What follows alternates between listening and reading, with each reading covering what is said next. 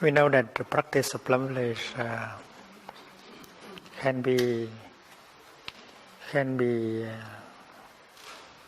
seen in 2 points. The first point is how to recognize the suffering and embrace it and transform it. And that is an art, because life involves suffering and happiness. You cannot avoid suffering.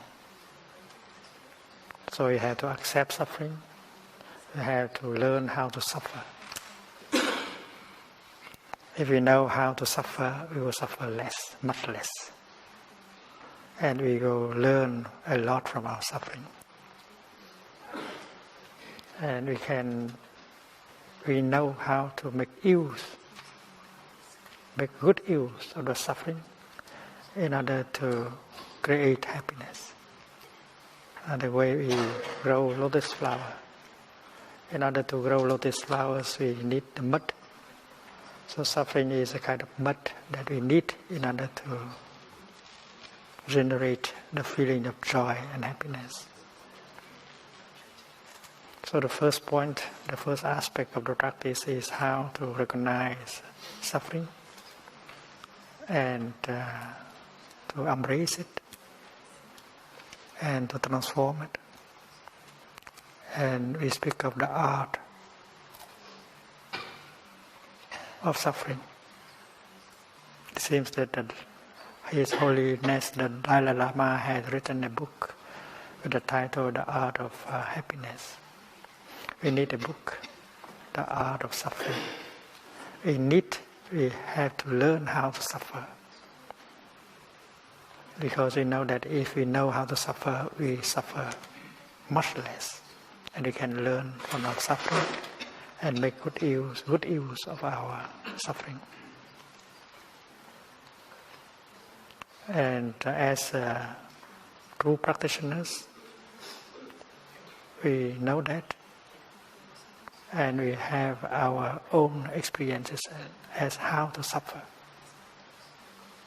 We have to learn how to suffer. That is an art. We have to be able to smile to our suffering with peace, like we smile to the mud when we know that we have to make good use of the mud to grow lotus flower.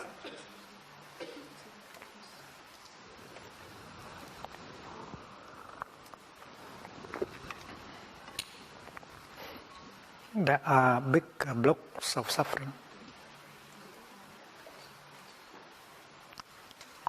La souffrance en masse. But there are what we call les petites misères, the little sufferings. How to handle the little sufferings. And if we know how to handle the little sufferings, we don't have to suffer. Well, they are daily things.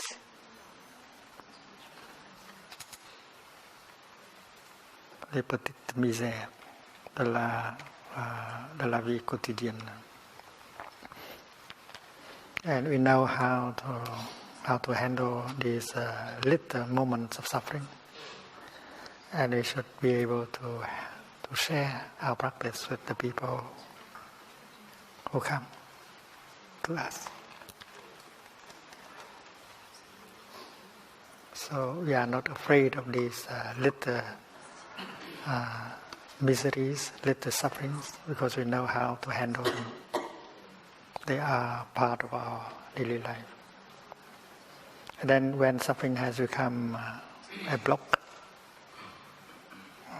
we should know how to recognize it, how to embrace it, and especially how to make good use of the collective energy of the Sangha in order to embrace it. As a new practitioner, as a new person in the practice, we might not be able to embrace our suffering because our mindfulness is not still vigorous enough, powerful enough. So with the Sangha, we can borrow the collective energy of mindfulness of the Sangha in order to recognize and embrace the block of suffering in us. That suffering may have transmitted to us by our father, our mother, our ancestors.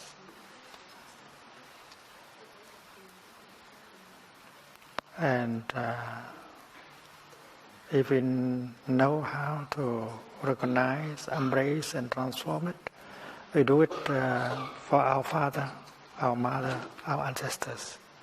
It's very kind of us to be able to do that for our parents, for our ancestors, and not to transmit it to our children and their children. The end of samsara.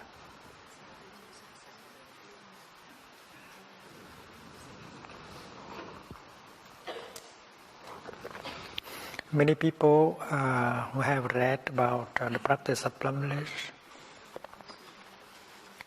and hear about the peace, the energy of brotherhood, sisterhood.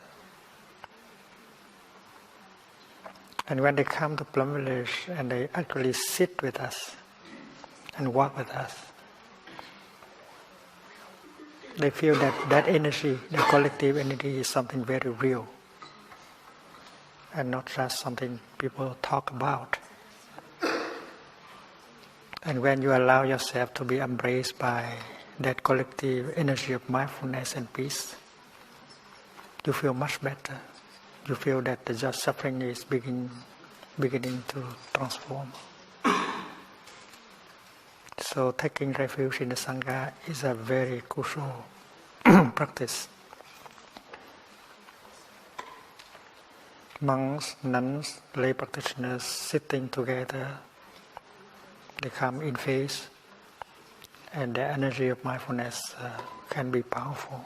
And if we know how to sit among them, how to allow the collective energy of mindfulness to embrace our suffering, and then we are like a drop of water flowing in a river, and we feel much better. We may not have to do anything.